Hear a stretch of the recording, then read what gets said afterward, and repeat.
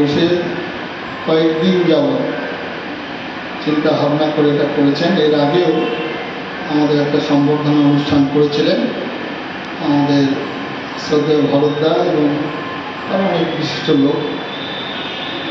তো আজকে দিনটা খুব কাকতালীয় হয়ে গেছে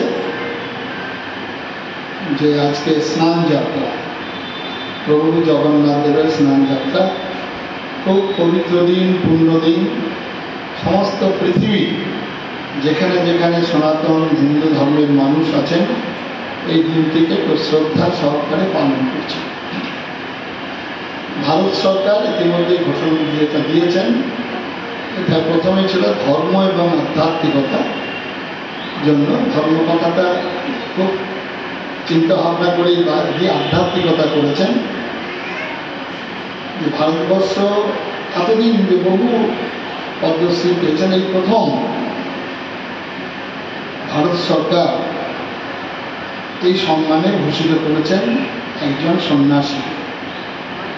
কেন? ভারতবর্ষ ধর্ম দিয়ে শুরু, ধর্ম দিয়ে শেষ। আমাদের মানব জীবন ধর্ম দিয়ে শুরু, ধর্ম দিয়ে শেষ। মহাভারতের ব্যাসদেব ঊর্ধ্ববাহু হয়ে বলছেন তপ তপ তপ, তপস্যা তপস্যা তপস্যা। তোমরা ধর্মকে ধরে থাকো, ধর্ম তোমাদেরকে রক্ষা করবে। স্বামী বিবেকানন্দ প্রসঙ্গে বলেছেন ভারতবর্ষের মানুষ যতদিন ঈশ্বর অনুসন্ধানে রত থাকবে ততদিনই ভারতবর্ষ জীবিত থাকবে। কথাটা কিন্তু খুব গুরুত্বপূর্ণ। এর অনেক অনেক ব্যাখ্যা। আজকে সরকার যে সম্মান দিয়েছেন আমি ভীষণভাবে কৃতজ্ঞ। সেই সঙ্গে গর্বিত। কোটি কোটি সনাতন হিন্দু নরনারীর পক্ষ থেকে আমি অভিনন্দন জানাচ্ছি ভারত সরকার। কারণ তারা আধ্যাত্মিকতা জিনিসটা বেছে নিয়েছেন। ভারত কথাটার অর্থই হচ্ছে ভারত, প্রতিভায় রত, জ্যোতির্ধ্যানে রত। এটা চীন, জাপান, আফ্রিকা, আমেরিকা আর 290টা দেশের সঙ্গে তুলনা করলে চলবে না। সেই জন্যে ভারতবর্ষে আধ্যাত্মিকতা আজকের যে দিনটি সূচনা হয়েছে, আমরা কিভাবে ঈশ্বরকে কল্পনা করেছি একবার চিন্তা করুন। আমরা ঈশ্বরকে স্নান করিয়েছি, কোথায় করাই? কে বলতে পারবেন? আপনারা সবাই হিন্দু সম্প্রদায়ের মানুষ। ঈশ্বরকে স্নান করাই আমরা রামেশ্বরম। স্নান করলেন, স্নান করার পর ঈশ্বরকে আমরা বস্ত্র না নিজেকেই ধরব। আমি নিজে স্নান করার পর কি করি? আমরা প্রত্যেকে স্নান করার পর বস্ত্র করি, কাপড় করি। আমরা ভগবানকে বস্ত্র দান করি, কাপড় পরাই কোথায়? কে বলতে পারবেন? বলছেন আমাদের কতগুলিয়া যেমন অনেক পড়াশোনা করেন নিয়মিত, উনি মিসেস বললেন যে আমরা দ্বারকাতে পোশাক পরলেন। এবারে ভগবান খাবেন কোথায়? এটা বেশিরভাগই লোকে বলবে যে হ্যাঁ, পুরী জগন্নাথ ধাম পৃথিবীর শ্রেষ্ঠ রন্ধনশালা হচ্ছে জগন্নাথ ধাম। এখনো পর্যন্ত কোনো বিজ্ঞান গবেষণা করে তার গ্রেফতার করতে পারেনি। কি জগন্নাথ ধামে আপনারা সবাই গিয়েছেন, পুরীতে যেহেতু কাছে, সবাই সমুদ্রে স্নান করেছেন, জগন্নাথ দর্শন করেছেন। একবার রান্নাঘরে গিয়ে দেখেছেন রান্নাঘরটা যে সিস্টেমটা, সেখানে 270টা উনুন আর প্রত্যেকটা উনুনে 4টে করে হাঁড়ি। প্রথম হাঁড়িটাকে সিদ্ধ হবে এবং জাল দেওয়া হচ্ছে নিচে। কিরকম সিস্টেম!